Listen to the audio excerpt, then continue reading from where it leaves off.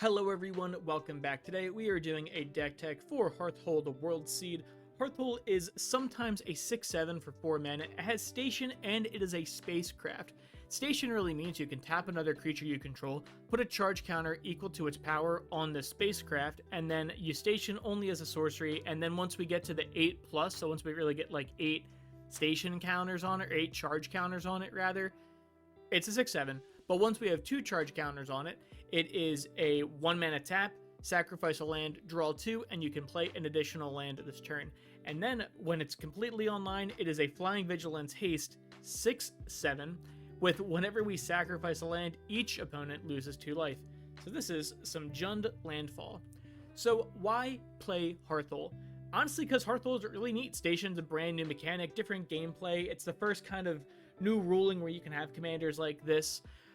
It also enables itself by drawing cards with just the easy 1 mana tap, sack a land, draw 2 cards. We want to sacrifice the lands anyway, because that's kind of the whole point for Landfall, and just replay them over and over again. And then it's also kind of like a cool, unique finisher. Like typically when you have these kind of Landfall decks, you really rely on like beefing out a lot of tokens or winning with like Valakut shenanigans, or really just all that. So just being able to hit every opponent for 2 is really nice. And then also just a Vigilance Haste flying 6/7 is no joke on your commander. It's also really, really great too, because ideally we can just deal attack for 6 in the air and then just tap it right afterwards, which is really, really cool. So the game plan is we don't really need Hearthhull to win. Like, it's a great engine, but ultimately, like, we're Jund Landfall. Like, Jund Landfall has been around since Magic, really. Not really Magic, but you know what I mean. It's such a supported archetype. Early game, we want to ramp real hard. Mid game, we just want to play Hearthhull and just start drawing cards. Like, really, we want to start using, like, his, you know, +2 station ability. I don't even know what to refer to it as. His Station 2 ability. We want to, like, use that a lot. Just sacrificing lands, which we already want. We want to play them from the grave over and over again and just drawing 2 cards. And then late game, we can use them as a beater. We're going to just keep looping our lands over and over again, triggering Hearthhull, making each opponent lose a bunch of life, and all of our other miscellaneous landfall abilities. So going into the deck's expensive, right? We're talking like it's landfalls. You can cut some of the other cards in the deck, or really make the lands however you most feel comfortable, or whatever price point you're at. Like, it has like all the fetch lands and everything, so it kind of makes it really pricey, like when you're looking at $10 a land and we have like 40 something lands. But either way, if you do want to spend that kind of cash, get the cards you need right from the link down below. Helps support me and the channel. And then as always, like, comment, and subscribe to the channel. So let's talk about it. We have 2 Planeswalkers. I picked the 2 Borderless art because I think they look kind of cool together like this. Maybe, I don't know, they work well. They work well. Either way, right? Lord Windgrace. Great Jund commander for Landfall. My buddy has one of these. It's a great deck. Very strong. +2 them, right? Discard a card, then draw a card. If a land card is discarded this way, draw an additional card. So functionally, +2, discard a land, draw 2. Then we can -3 them to return up to 2 land cards from our grave to the battlefield. Remember, not tapped unless they say tapped, so they can just enter untapped, which is really great. It could be potential ramp. His ult, we're not doing his ult. Functionally, Windgrace exists to discard land cards and draw us cards, and then return those lands to the field. And 2 target lands is not that bad. Renin 6, we're really looking for the +1 on Renin 6, right? Return up to 1 target land card from your grave to your hand. That's great for getting all of our fetch lands, or just hitting like any kind of landfall ability, or whatever, right? It's functionally like a weird way to play a land from our graveyard. But either way, like, we can get multiple landfall triggers by having it back in our hand, and then, you know, we can pop a creature for 1, and honestly, like, same thing with Windgrace, really don't worry about the ult. Like, we're not really doing that. We don't even have a ton of instants and sorceries anyways. It's really just to get lands back every turn. So going into creatures, we have Aftermath Analysis, which is going to enter and mill 3 cards, and then ultimately, once we get to 4 mana, or really at any point in the game, good, like Aftermath Analysis is good at any point in the game. It's good early game or late game, because early game it's going to set up our grave and we can start playing cards from our grave, or late game it's just going to come in 6 mana, mill 3, return all lands from your grave to the battlefield tapped, which is also fine. Ancient Green Warden is really good. 6 mana 5/7 with reach, which is a really good blocker. People don't think of it as like a blocker, they just think of like the other abilities, which they should, but like 5/7, no joke. You can play lands from your grave, which is super powerful, and then if a land entering the battlefield causes a triggered ability of a permanent, it triggers an additional time. So it's kind of like a land panharmonicon. Ashaya, Soul of the Will, is really good. So power and toughness equal number of lands we control. Great. She's going to be 5 mana massive. Non-token creatures you control are forest lands in addition to their other types, which means when they come in, they trigger landfall abilities. They can't tap right away like a normal land would, since, like, you know, the bottom text says they're still affected by summoning sickness. But either way, just having a massive beater, having all of our non-token creatures be functionally forests, and then just having all of our guys enter as landfall abilities is really good. And something really interesting about Ashaya is lately there have been a lot of cards that are just like destroy target non-land permanent or whatever. All of our guys are land permanents now, which is great. We have AOZ. When he enters, make a 0/1 for each land we control. Super good. And then whenever a land enters, put a 1/1 counter on each plant. So even if we look at him in a vacuum, he's a 7 mana 5/5, and when he enters, he's going to make 5 0/1s. And then when we play a land, we're going to have 5 1/2s and then 5 2/3s, and they get bigger and bigger. And since we're a landfall deck, we can continue to loop them and play multiple lands in a turn, just like Azusa, right? You can play 2 additional lands on each of our turn, which is really, really good. Let me paint a small picture. We have a card that says we can play lands from our grave. We have fetch lands in our grave. We can just basically have that land enter, trigger landfall, sacrifice it, have another land enter from our deck, trigger landfall, and then do that 2 more times. Thanks, Azusa. Braid's Arisen Nightmare I really like for the deck. I'll read it how it should be interpreted, for at least for this deck. At the beginning of your end step, you may sacrifice a land or creature. If you do, each opponent may sacrifice a permanent that shares that card type with it. For each opponent who doesn't, they lose 2 life and you draw a card. So we're ideally going to say land. I hesitated and said creature because, like, we could sack like a 0/1 to AOZ because I doubt all of our opponents want to kill their creatures. But nobody but a landfall deck wants to sacrifice their land to prevent 2 damage in their opponent drawing a card. Like, that's not an exchange you'd want to make.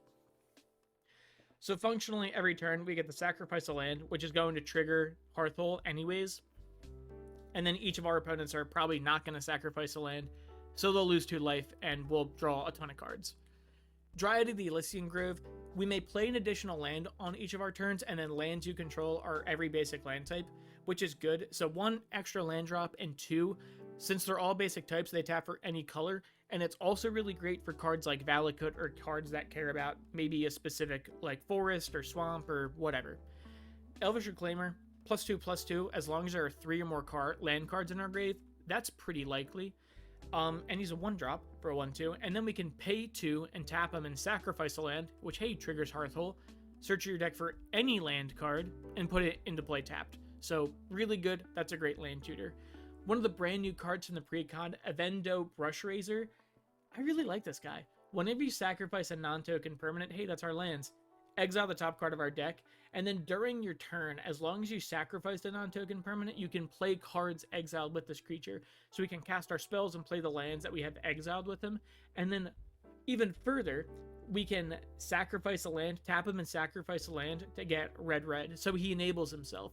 So the idea with this guy is we're just casting spells normally, then, you know, using his ability, sacrificing one of our tapped lands, getting 2 extra red, so functionally we're tapping a land for like 3, and then we're playing the card from that we get anyway, so real good.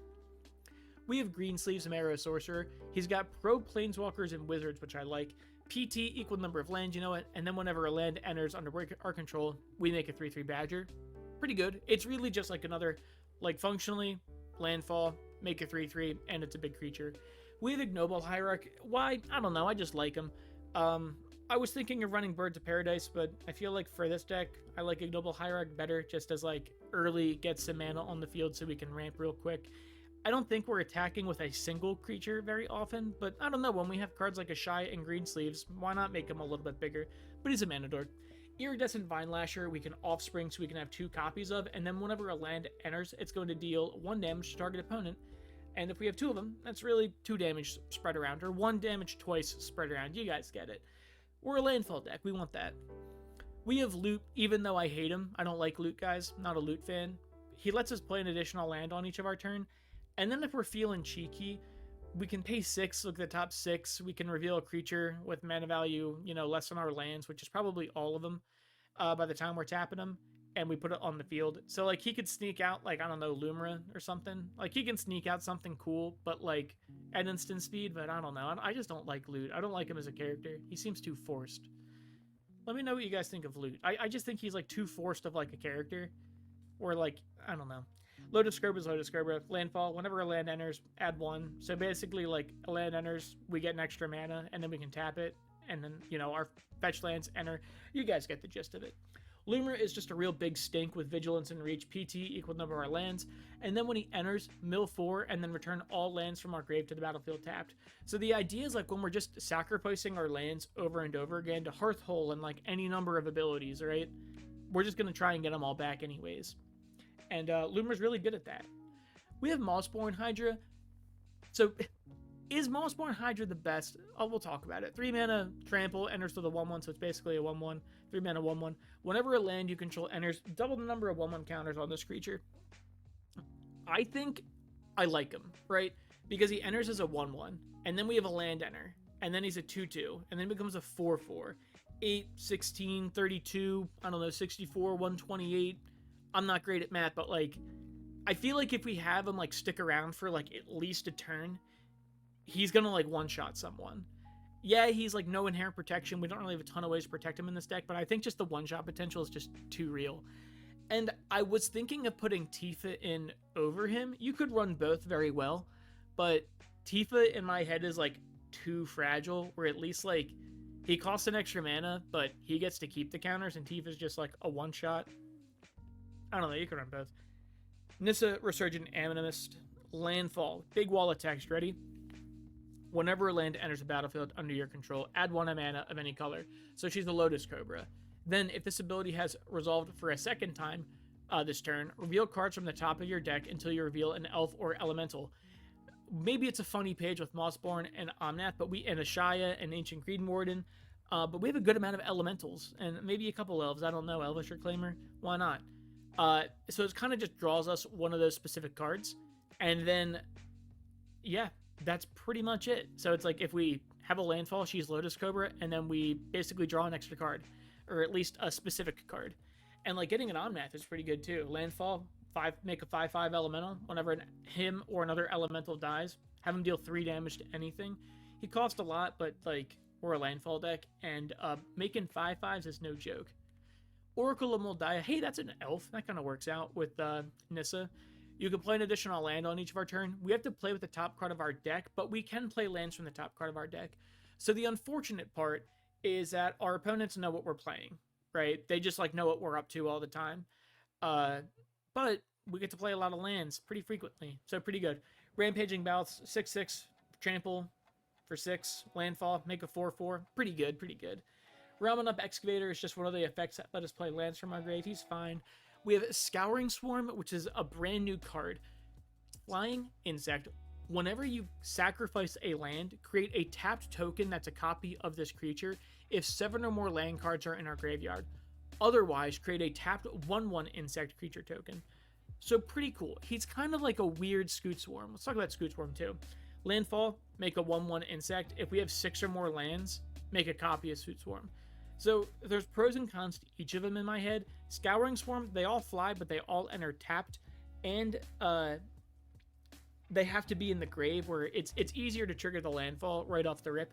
But either way, you'd want to run both. Like our whole deck focuses on sacrificing lands, putting lands in our graveyard, and like doing all that good stuff. Either way, both of these cards' intents are to play them and then flood the board with copies of them and just like go exponentially higher. We have 6. He is a 2/4 for 3 reach. Whenever he attacks, mill 3 cards, and then we can put a land card from among them into our hand, which is really nice. And then when it's our turn, as long as it's our turn, our non-land permanents have retrace, which basically means we can discard a land card from our hand as an additional cost to cast a spell from our graveyard, which is really nice. And it doesn't exile, which is really cool. So you can just do it over and over again. We have Soul of Windgrace. Whenever he enters or attacks, put a land card from any graveyard on the battlefield tapped under our control. And then we have a couple abilities. They all say discard a land card to gain 3, draw a card, or make him indestructible and tap it. which basically just says regenerate. But either way, right, he's really good because he's just a body that will let us trigger landfall every turn, and he's really nice too because he lets us steal land cards from our opponent's grave. So like, one of the issues, at least kind of with landfall, is when you're playing a lot of fetch lands, you kind of take them all out of your deck and put them on the field, which, hey, is really, really great. But eventually, like, if the game's going on for like a long time, you're kind of running out of basics or whatever to tutor from your deck to the field. Solar Windgrace is at least nice because when he attacks, he can just yank our opponent's cards, which is kind of nice. And when they go away, they don't exile or anything. So pretty cool. Springheart and Tuco. It's a 1-mana or 2-mana 1/1. But we're really looking at it for its bestow cost. So landfall, land enters, we can make a 1/1, right? But if Springheart and Tuco is bestowed onto a creature, that creature gets +1/+1, and then whenever a land enters, we can pay 1 and a green, and if we do, we make a copy of that creature. And if we don't, we still make the 1/1. So really good. Ideally, we're just bestowing this thing onto something. Sylvan Safekeeper, just to sacrifice a land, target creature gains indestructible. Sorry, not indestructible. Shroud. It's good, right? It's a 1-mana 1/1 that lets us just sacrifice lands. Like, very funny enough, like, we really can just, like, say, having Hearthhull on the field and leveled up, we can say, yeah, we'll sacrifice 10 lands. Each opponent loses 20 life. Like, it's just an instant speed ability. And target creature gaining Shroud, like, it stops spot removal, which is nice. Tunuk Memorial Ensign, I like him. He's a Kavu pilot. We're getting good Kavu support in this set now. He's really good. Landfall, whenever a land you control enters, he deals 1 damage to each opponent, which is already pretty crazy. And then if it happens again the second time this ability, we draw a card. So it's basically every turn he draws us an extra card, and he hurts our opponents. The Gitrog monster, also a very good big stink frog horror. Death Touch at the beginning of our upkeep, sacrifice it or a land, pretty easy. And then we can play an additional land on each of our turns, and then whenever 1 or more land cards are put into your graveyard from anywhere, we draw a card, which triggers on our upkeep because we sacrifice that land. Hearthhull triggers, Gitrog triggers, we draw a bunch of cards, right? And it's really when 1 or more lands are put into our graveyard from anywhere. So if we discard them, if we mill them, if we blow them up, if we sacrifice them, whatever, we're drawing a lot of cards. And he's also a 6/6 with Death Touch. Like, that's still pretty good. Tireless Provisioner is functionally a Lotus Cobra that sticks around. Whenever a land enters, we're just making a treasure. We're not making food, we're making treasure. So, functionally, it's Lotus Cobra. Titania, Protector of Argoth. Whenever she enters, return target land card from our grave to the field. Not tapped or anything, unless it is. You know, you guys get it. Pretty good. And then whenever a land you control is put into your graveyard from the battlefield, we make a 5/3, which is really, really good because we sacrifice our lands a lot. We have the Traveling Chocobo. What a silly guy. Look at the top card of our deck. We can play we can play lands or cast bird spells from the top of our deck. You know, that would be a good reason to put in Birds of Paradise over Ignoble Hierarch. Who knows? But if a land or bird you control entering the battlefield causes a triggered ability of a permanent you control to trigger, it happens again. It's just a land Panharmonicon that lets us play lands from the top. Land Panharmonicon, you guys get it. Wayward Swordtooth, 5/5. Can't attack or block unless we have the City's Blessing, and it's pretty. We're gonna have more than 10 permanents. Like, we're just a landfall deck. That's all we want to do is ramp and get a bunch of stuff on the board. I want to say field and board, but I said forward. Either way, we can play additional lands on our turn, and he's a 3-mana 5/5. I like him. And then the final 2 creatures we have Cesarel. It's the face commander, right? We can play lands from our graveyard, flying 2/5 for 5, and then whenever we sacrifice another non-token permanent during our turn, we put a number of 1/1 counters on it. Put a number of 1/1 counters equal to his power on up to another target creature. So, like, whenever we sacrifice a land, we just give something like 2 1/1 counters. It's alright. I just like that we can play lands from our graveyard. And also, it comes in the precon, so it's easy to get. Then we have finally White of the Reliquary. Vigilance, whenever he gets +1/+1 for each card in our graveyard, each creature card in our graveyard, and we have a good amount of creatures. But we can sacrifice another creature, ideally like a token we make off Omnath or Scoot Swarm or whatever, to search our deck for a land and put it into play tapped. The final creature we do have is Titania, Voice of Gaia. I wanted to put it off to the side because she has Meld. She's a 3-mana 3/4 with Reach. Whenever 1 or more land cards are put into your graveyard from anywhere, gain 2 life, and that's pretty strong, because we do that a lot. At the beginning of our upkeep, if there are 4 more lands in our graveyard and we own Argoth Sanctum of Nature, which is the card to the right of it, we exile it and meld them into Titania Guise Incarnate. But Argoth Sanctum of Nature, it's alright. It's actually not even that great. But it melds and it's fine. Enters the battlefield tapped unless we control a legendary green creature, which is kind of awkward. It works with Titania if we have her, but you guys get it.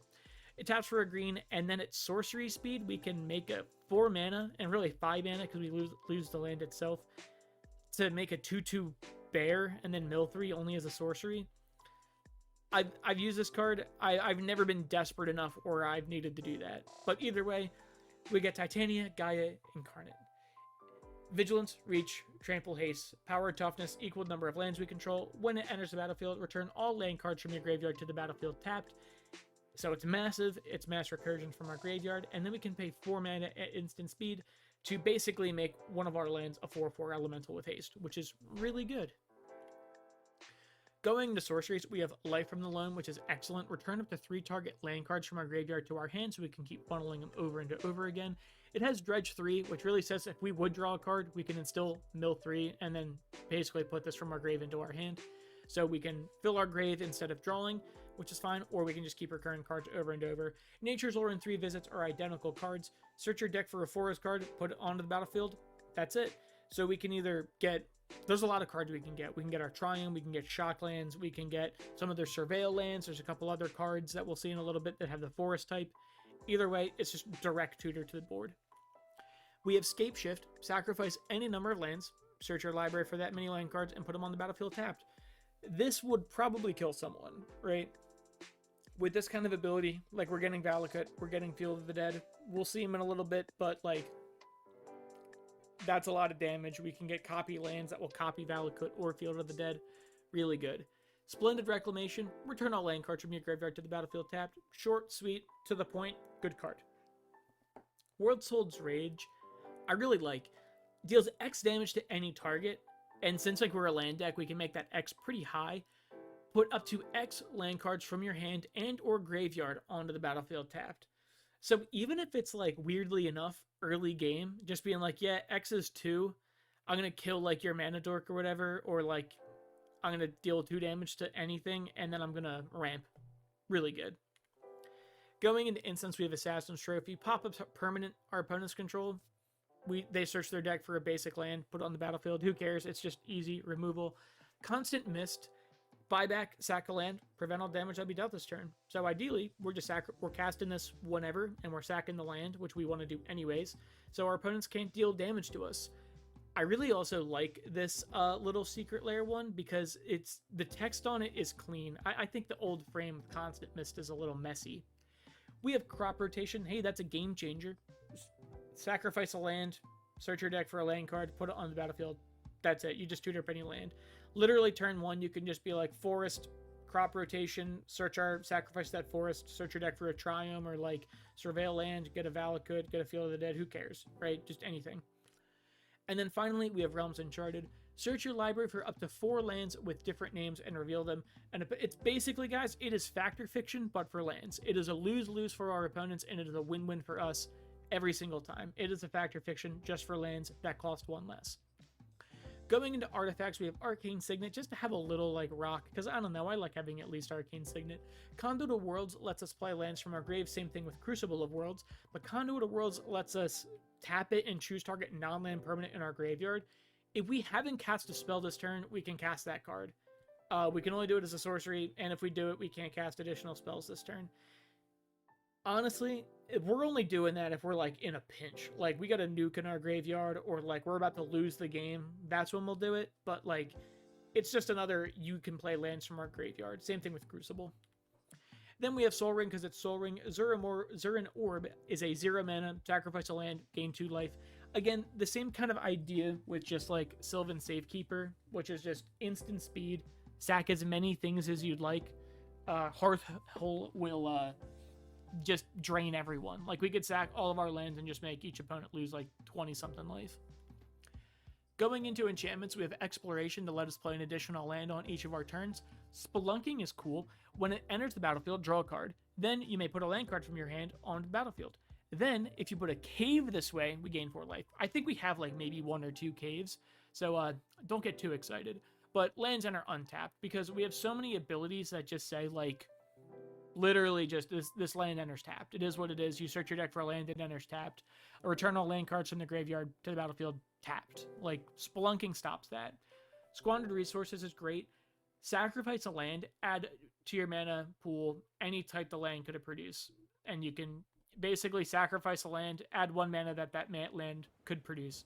So we say we tap like a Blood Crypt or tap a Blood Crypt for red, we can sacrifice it for a black or a red, either way, right? It doubles up our land and we get to sacrifice them. And then finally, we have Walking Closet that lets us play lands from our graveyard. This is such a big deal, and I really need to emphasize, playing lands from our graveyard is absolutely key. Like, we can sacrifice all the lands we want, but we need to be able to recur them over and over again to kind of continue that loop. And then Forgotten Cellar is when we unlock it, you can cast spells from our graveyard, and if they would be put from the grave anywhere, they would just get exiled instead. So, I don't know if you're in a pinch. My headphones just fell if you heard any noise. Going into the lands themselves, Blood Crypt, Overgrown Tomb, Stomping Grounds, just fetch lands, or shock lands, we can just fetch them up. We have the Commercial District, they all enter tapped, but when they enter, they surveil 1, which will help fill our grave or do anything like that, and they're all fetchable. We have all of the fetch lands, and when I say all of them, I have just all the Jund ones. I know it's legal in Commander, I just don't really like having off-color fetches in my decks. I just don't. I don't know. I just don't like it. I think it's kind of like a cheap way to get around the color identity. And I think it just looks like, it looks off. But either way, all the fetch lands, get what you need. Also, back to the fetch lands, they're really good because they trigger Landfall twice. Like, they enter, Landfall triggers, sack them, pay a life, tutor up another land, and then that Landfall will trigger, which is good. Bojuka Bog enters tapped just to exile an opponent's graveyard, and we can just have it for a black. Besaju's good because we can discard it to pop an artifact, enchantment, or non-basic they control. They can just search their deck for a land card. That's fine, who cares? Or a basic land card. And it costs 1 less for each legendary creature.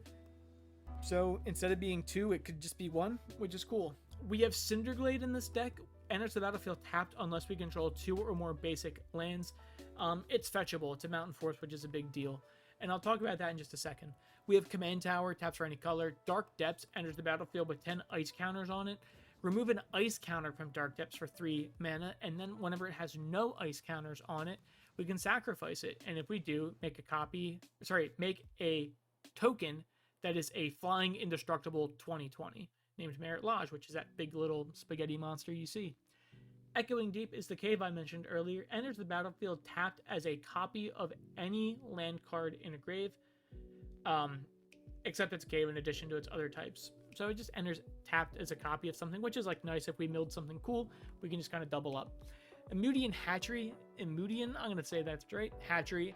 I like the idea of it. I think it's kind of cool. Pay a life to add a black and then put a hatchling counter on it, and then whenever this land is put into your graveyard from the battlefield, for each hatchling counter on it, make a 1/1 black insect creature token. So I kind of like how eventually like we just build it up over and over and over again, and then when we do sack it, we'll just make a couple bugs.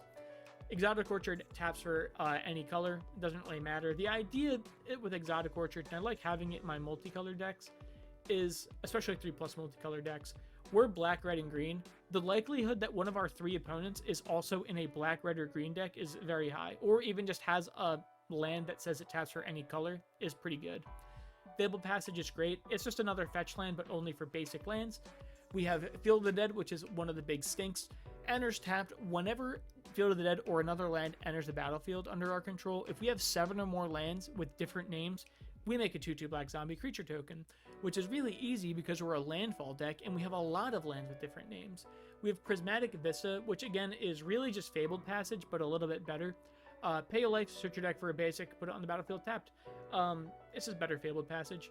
Reliquary Tower, if we draw a bunch of cards, we have no max hand size, which is really nice. We have Smoldering Marsh, which is a swamp mountain, and the same thing as Cinderglade. And the reason I wanted to mention earlier with Cinderglade in this is with this new precon, they did add the green-black Festering land, like as Festering something, I think. The reason I don't have this in the deck is because we want to have a higher density of mountains, so we can trigger Valakut more easy, but we'll talk about Valakut when we get there. Strip Mine is Strip Mine. Taps are colorless, or we can sacrifice it to destroy target land an opponent controls. For all of my newer Magic players, let's talk about strip locking. There is a term in Magic called strip locking, which is strip mine. Sacrifice strip mine, destroy target land. We have ways that say we can play multiple lands on our turn, and we can play lands from our graveyard. So strip locking is basically when you take a card like strip mine that destroys target land, and we just blow up our opponent's lands. So instead of playing our own lands and like getting more and more mana, we're just like destroying their lands. So they'll have no mana to do anything, and we can kind of continue. Is it scummy? Yeah. Will it win you games? Yes. Thespian Stage, pay 2 mana and tap it to become a copy of target land, except it has this ability. Now the cool thing about Thespian Stage is we can make a copy of, let's say, Dark Depths. And we pay 2 mana, then it has no ice counters on it, and then we get a 20/20, which is pretty cool. We have Urza's Cave, which is, oh, I guess it's a second cave. Would you guys guess that Urza's Cave land type is Urza's Cave? That's pretty cool. 3 mana, sacrifice it, search your deck for any land card, put it on the battlefield tapped. It's just another good land tutor. Valakut the Molten Pinnacle. This is a game ender for us. Valakut the Molten Pinnacle enters the battlefield tapped. Whenever a mountain enters the battlefield under our control, if you control at least 5 other mountains, you may have Valakut the Molten Pinnacle deal 3 damage to target creature or player, which is really, really good because we have cards like, let's say, Dryad of the Elysian Grove that makes all of our guys mountains and things like that, and we can scape shift into it and get a ton of mountains and then just kill our opponents right away or have like 30 damage up on a stack. Vesuva is also really good. It's just another clone. And something cool about Valakut, it's not legendary for some reason. It has like the comma, but it's not legendary. Finally, we have Wasteland, which is just a slightly worse strip mine, but it's still very, very good either way. And Zeator's Proving Grounds, which is just a fetchable land, enters tapped. It's a Triumph. It's a fetchable Triumph. We can discard it for 3 mana and draw another card. Nothing too crazy. It's just good to get all our colors on the field. And then finally, we have 5 forests, 4 mountains, and 3 swamps. I believe that brings us to like 42 lands or so. Either way, I think that's like enough with all the recursion we have to really just kill off our opponents. But that's all I got for you guys. Thank you guys for watching. Get the cards you need from the link right down below. And as always, remember to like, comment, and subscribe to the channel. And I will see you guys next time.